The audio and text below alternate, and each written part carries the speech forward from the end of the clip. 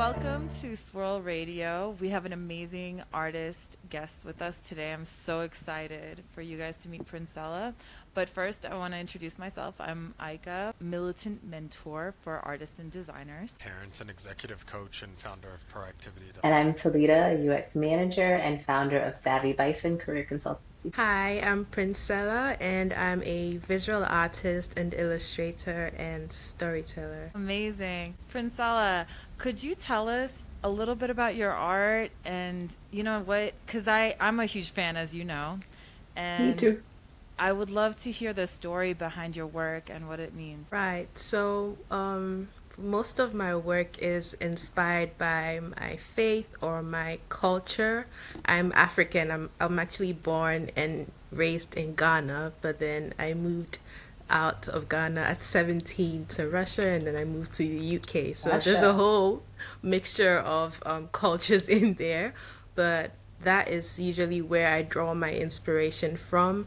And depending on what message is on my heart, I pour that out into my artwork. And it could be anything from faith, from hope, from inspiration, resilience, anything within uplifting spirits and like just motivating people to like, yeah, the world is rough out here, but there's still light in here. You can still do it. You can still live a fulfilling life, basically. So yeah. What's your tribe? I have to think hard about that one because the thing is Uh-oh.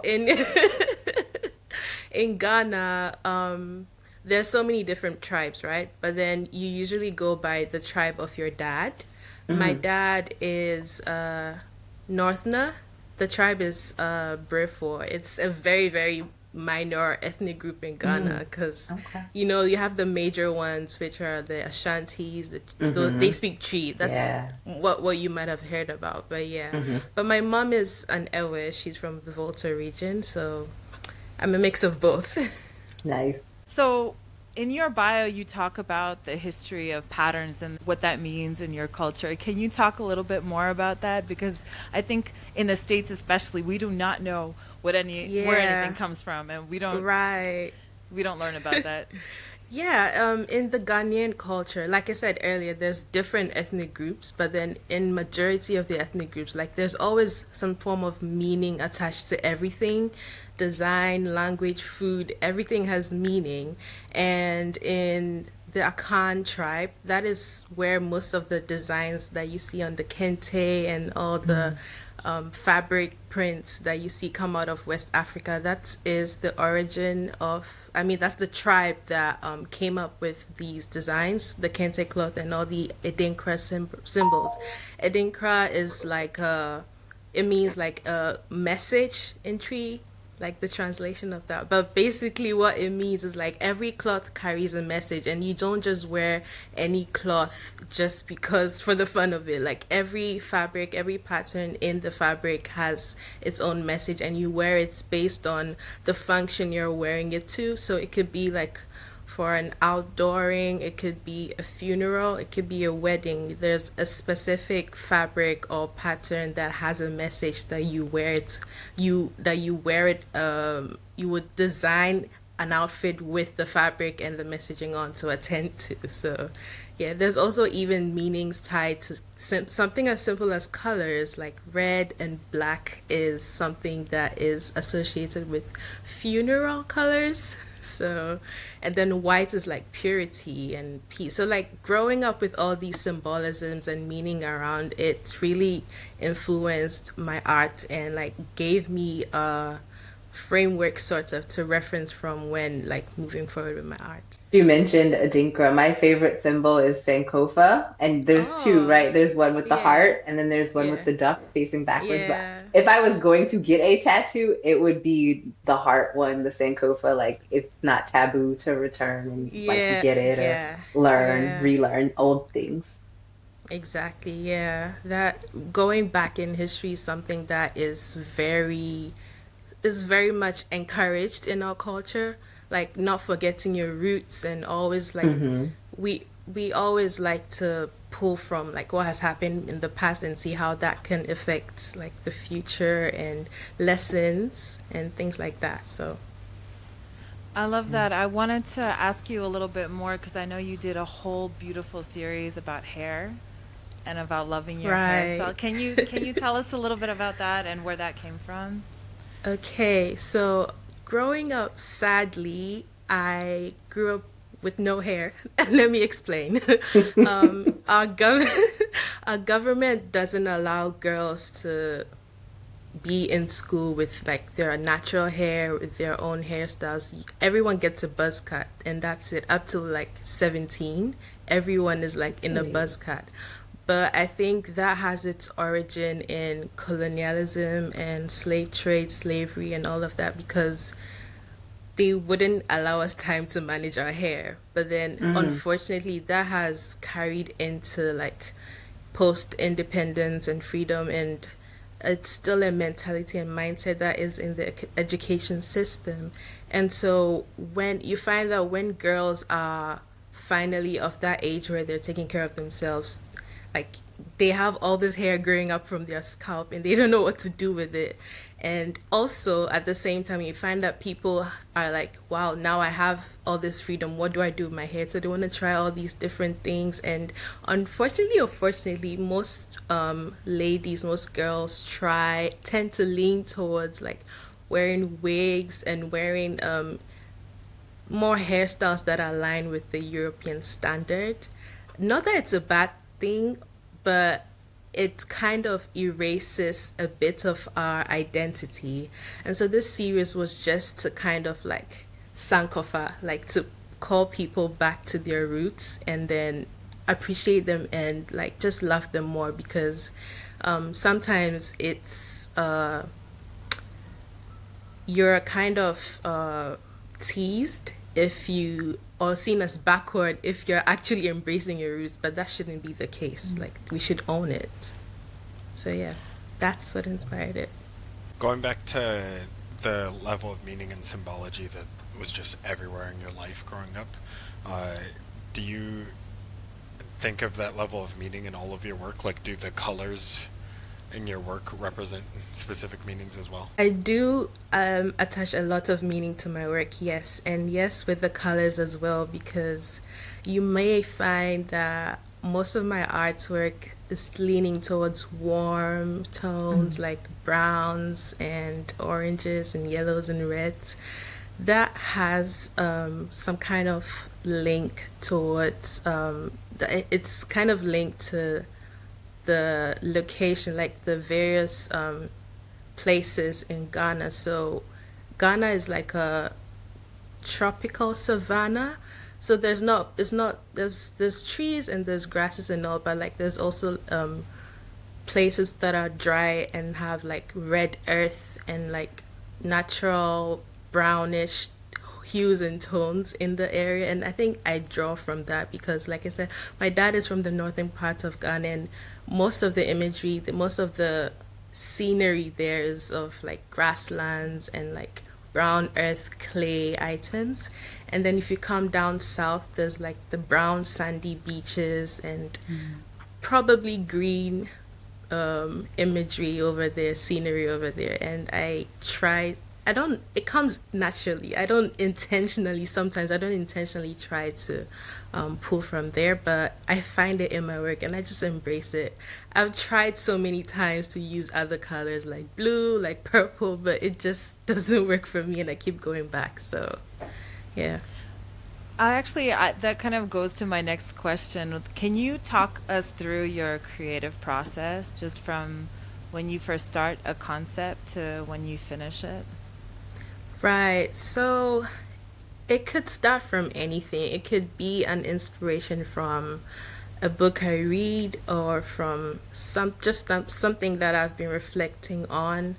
It could pull from my faith. It could pull from anywhere. It just depends on sometimes I also just don't have a message. Sometimes I just draw and then the inspiration for the message comes later on. So it could be a mix of both or either or, yeah. After you have your idea, how do you decide on your medium? How do you sketch it out? Okay, so I started out as a illustrator. That means I did work digitally, and that led into me creating digital art. So most of my work starts out as a digital sketch, and then I decide if I want to keep it as digital art or translate that into physical art through hand embroidery or any other medium that I feel like will capture the story better. So yeah. I love your hand embroidery. Like, how did you get started with that? Because I feel like that's the thing that I gravitate to the most. Wow. So it came from a place of just exploring and wanting to not confine myself or my story to one kind of medium. Because I know that as a creative, as an artist, most of the things that people tell you to do is to niche down or find a specific niche and stick to that. I just felt like I should be doing the opposite because I had so many stories to tell, so many messages, and sometimes you might not be able to capture texture in digital art, so you might want a different medium to express that. And I just went on this quest to find so many different approaches that I could use. I tried painting, gouache, and all those things, but I just was never drawn to it. I saw one post by, I think I don't remember her name, but she's on Instagram called Art You Hungry. She's from Haiti. I don't know, but I think she's called Neka Jones. Yeah, that's her name, Neka Jones. I saw her work and I was like, I could do that. I could try that. And then I went and bought some needles, bought some fabric, and figured it out and started. It's been 6 or 7 months now, and I'm loving it here. I have also just come across gold work, so that involves like gold thread and sequins, spangles, and all those things that shimmer and shine. So I'm Love excited to it. see how that is gonna be incorporated in my embroidery work. So I want to talk a little bit about the business of art. Ooh. You're very established right now. You've done gallery shows. You have a great following. You have your merchandise that you sell. Can you talk about your sort of day to day as a business, pretty much as an artist that needs to hustle and sort of get your, and you've also been, was it Target or you've also done some bigger brands? Is that Yeah, right? Home Sense, TJ Wow. Maxx, Kirkland's. I think that's what it's called in Oh, America. okay. Yeah, Kirkland's. Yeah, and yeah, a few other outlets. So yeah, how do I explain it? I'm still figuring it out. Well, how did I you don't. get into those stores? Like, how did Yeah, you get discovered, or how does that work? I also would want to know because most of these people I got approached. Most of these people reached Okay. out to me through Instagram and email, and I think my work speaks for itself. So I guess that's why they reached out to me. But I haven't like applied for anything. I think it's just my work working for me. You post things on social media, and Socials, that's how yes. it's really taken off, Yeah, and then yeah, people will follow you, and so it's more like word of mouth, and then it just happens. So I exactly. think for you it's probably just organic because you're not like going after these places Yeah, that want to no. know you. Yeah. No. Most of the opportunities that I got were quite organic, yeah.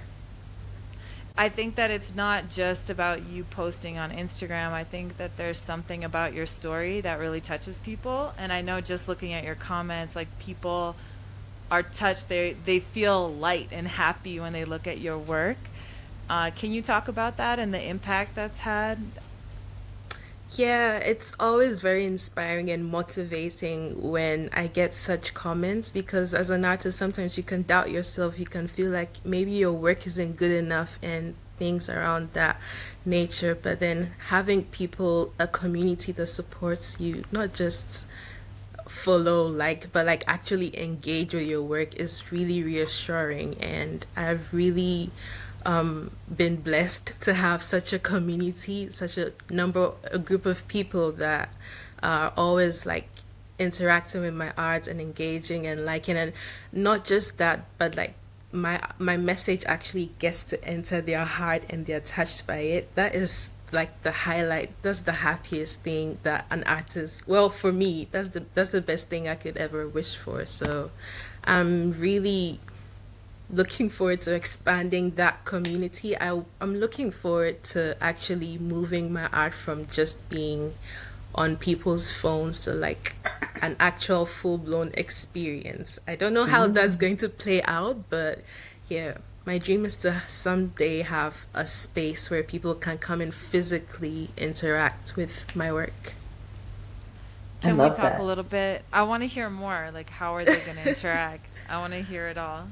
I don't know if you know the artist CJ Hendry.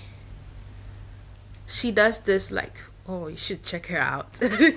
So she's a color pencil artist, and she does this like, Oh, yeah. yeah, Australian, right? Yeah. yeah. She does this like full blown exhibitions where like it could be a paint. I think currently she's having like a balloon exhibition or of some sort.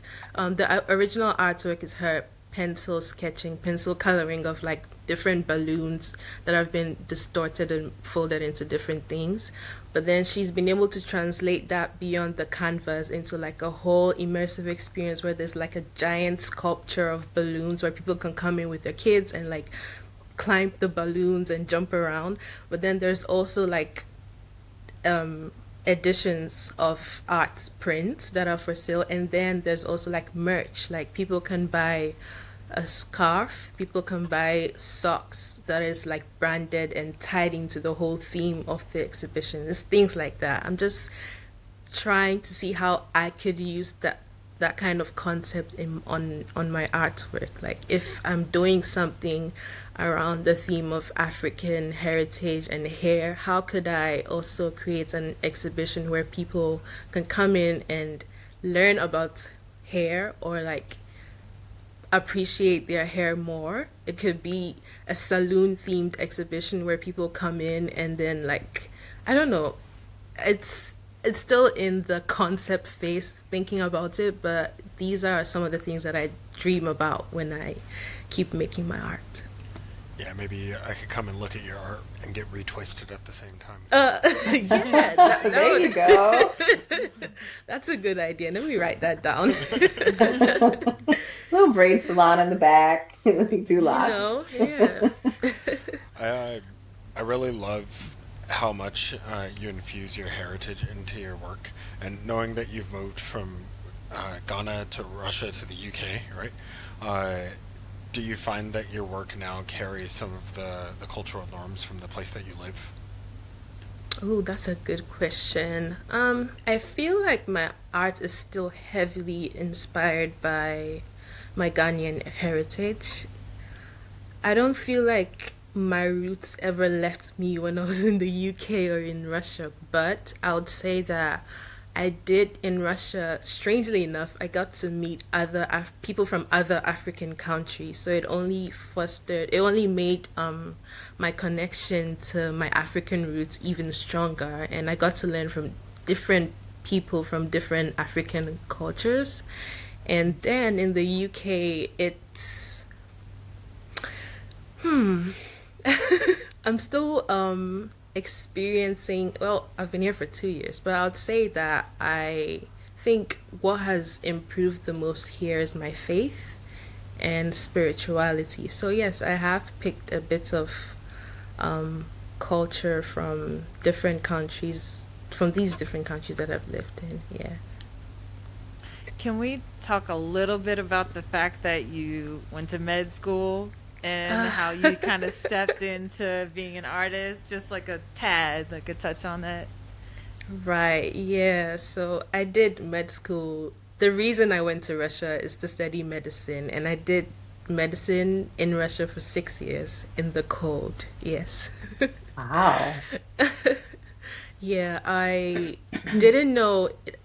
All my life, I grew up thinking I'd be a doctor. I didn't know. I mean, I knew I was a bit creative, but I didn't really think that I could make a living out of art. So it was just something in the back. But during the pandemic, I was able to we had a lot of time, so I was able to explore my creative side, and that is how I created my Instagram account. And the motivation from my community, the love and the outpouring of support from my people, it made me know and realize that maybe this is something that I should pursue, and that this is something that people want. So why not give it a try? So I decided to pursue it alongside medicine, but I have ultimately decided that I want to pursue full-time art. So I'm working my way around there. Yeah. So you're an artist doctor, kind of. Artist doctor. Uh, How many do you know? you're the first. So I guess how did you get started with art? Because I was gonna ask if you had like formal training, but it sounds like it was far more organic. Like, were you just drawing as a child, or? Yeah, no, I did not engage in any kind of teaching or formal education for what I'm doing. I think I'm self-taught. I started by just playing around with pencils. I love I it. think what really made my art, I mean, what really improved upon my skills is all the free time that I had during the pandemic. And it was just me and my iPad and Procreate. And back then, I used to draw like every single day. But I think I always had that creative energy in me. And the period during the pandemic only like shed more light on it. And yeah, that's how I got here.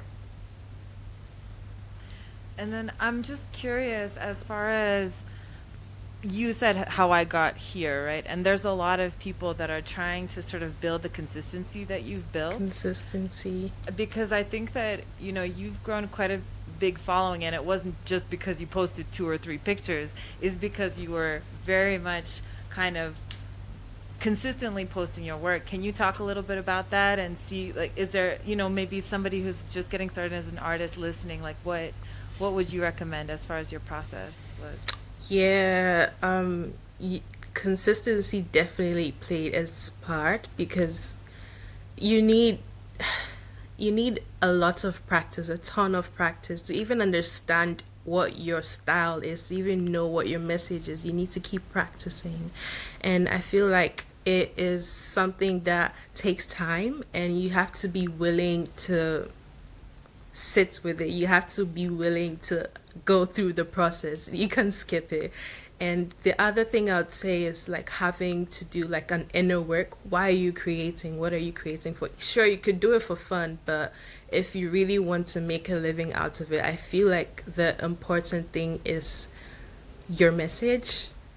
I know there's other artists doing other things, but like I feel like what separates a great artist from just a regular trending artist is how much impact they're able to make on other people, not just drawing trends or celebrities or anything like that. And practice is something that would allow you to explore what your true message is. So it sounds Absolutely. like authenticity and integrity, Yeah, like paying attention to the process, not just the exactly. likes that you'll get from it. Exactly. How would you Yeah. describe your style and your message? Like, what is your message and what is your style? That's a deep question. I don't know if I can name my style, but I'd say it's focused on highlighting African heritage. I don't know if there's a term for that, but it's also inspiring. It's also warm. I feel like, and then beauty is the last word I'd use, because I feel like these days not everything is beautiful in the art world, and beauty is a function of hope. I don't know if I'm making sense, but I feel like if there is chaos and you want to bring order, beauty is something that can bring order in the chaos. And I don't see enough artwork out there that is beautiful. We get a lot of shocking artwork, and life is already shocking enough. So I feel like beauty is a word that I would use to describe my artwork and art style. Beautiful. Yeah. I would agree. I think you highlight um, African features, like African female features, very well, and sort of doing it in a really nice, um, I guess, warm way that does feel Yeah. complement to the style. Yeah. Thank you. I was a little curious as far as your influences. Like, is there Hmm. anyone who really, other than, I know you mentioned a couple people, but can you name like three or four artists that have changed your approach or? Yeah, the funny thing is, I'm not only influenced by artists. I could be influenced by a designer, an architect, a singer, anyone, a doctor, anybody on the street that's doing well, you understand? I don't limit my inspiration to just artists. And I think um, I've really one other person that I've really gotten to like lately is Leonardo da Vinci. He wasn't just an artist; he was a polymath. He was doing engineering, he was doing anatomy, he was doing all sorts of things, and I've learned that as a creative, I don't really need to box myself in. And so, yeah, I try to draw inspiration from other places and see how I can blend it into my message. For me, as a creative, I feel like the most important thing that I keep going back to is the message. The medium could be anything. It could be, who knows, maybe I'll be putting out buildings one day. maybe I'll be maybe I'll be making products. It could be anything, but the message is the core, and that message I can derive from anything or anywhere. And yeah. Such a beautiful expression of freedom. Yeah. It's also very powerful because I think it's easier to have technique and to, do this and that, draw a nice sunset, but it's hard to really have something meaningful to share. And so the more you can vocalize it as an artist, the more powerful you are as an artist, I think. Exactly. Yeah. The medium doesn't matter. Yeah, I It love that. doesn't. But I just realized I didn't mention any names, so I can give a few names. Oh, yeah. Yeah, one, and the examples I'm giving, they're all going to be people that aren't just artists. There is Yinka Ilori. He calls himself the architect of joy. He used to, well, he still probably does, but he's an architect. He makes furniture, but then he's also making homeware. He's also making art installations. He's making murals. He's collaborating with car brands. I think the last time he designed a bonnet for McLaren. Yeah, I think it's McLaren. And he's done so many different things that make me feel inspired as an artist. And then there's Uzo Art, Uzo Njoku. I hope I'm pronouncing their names right. But she's also a multidisciplinary artist. She is also an illustrator, and she makes products out of her artwork. I saw her design a wallpaper for homes based on her artwork. And then she's made phone cases, but she's also designed like a wall clock for New York. I don't know what program it was, but she's been doing different things that are not just painting on a canvas. And I think that's the message that I'm trying to put across, that I don't want to limit myself to the canvas. I want to actually get into people's hearts, whatever medium that might be. I love that. I just have a funny anecdote, like not an anecdote. I have a funny story when I was trying to introduce Princella to a friend of mine who is also an artist, and I just remember I was so excited to introduce them, and then I introduced Charlotte, and she's like, "Why do you want to be an artist? It's so like what a horrible life. Why would you do that?" And I was like, "Why? Come on." But I'm like, I think that you encapsulate someone who's kind of a positive, happy artist, and you really love that you made a choice, and I think that's Yeah. amazing, and it's not a Yeah. sad choice.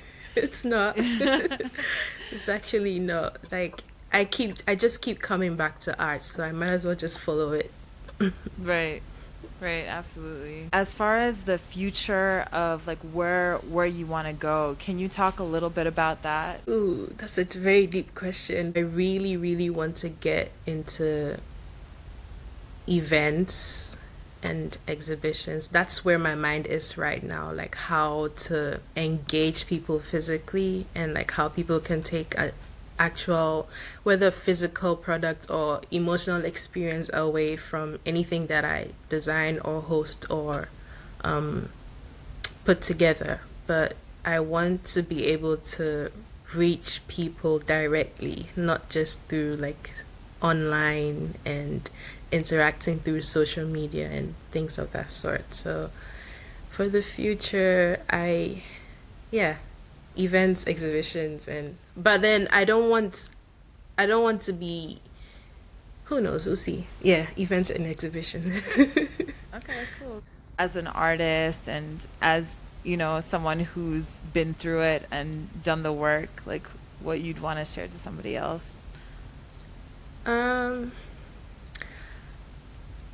think what I'm going to say is something that I've kept on repeating on this episode, and it's that as a creative, you should do that inner work of getting to know yourself and getting to know who you are, what you like, finding your taste, and then you can share it with the world. So when you're very solid in what you like and what you know about yourself, if the hate mail or if the hate comments come, you're already strong in yourself, you're already strong in your taste, you're staying true to yourself. So whatever anybody outside of your sphere or whatever has to say concerning you or your work, because sometimes it's not all your work, is about you, you'll be able to like ignore it or like not let it get to you, because if it eventually does get to you, it would affect the quality of your work. So I would say do the inner work on yourself, be strong and firm in your identity, who you are, and stick to that. Let that be your guiding star. You want to share like where people can find you and anything you want to share as far as like links or Yeah. How can they purchase your art? Oh yeah. How do people? I have a website, artbyprincella.com, and you can follow me on Instagram. I'm on TikTok, Threads, Art by Princella. Yeah. And do people send you commissions too? Yeah. I also accept commissions. I do anything from illustration, graphic design, original artwork, hand embroidery or digital, anything at all. Yeah. You can shoot me an email or reach out to me on social media at artbyprincella or hello@artbyprint.com.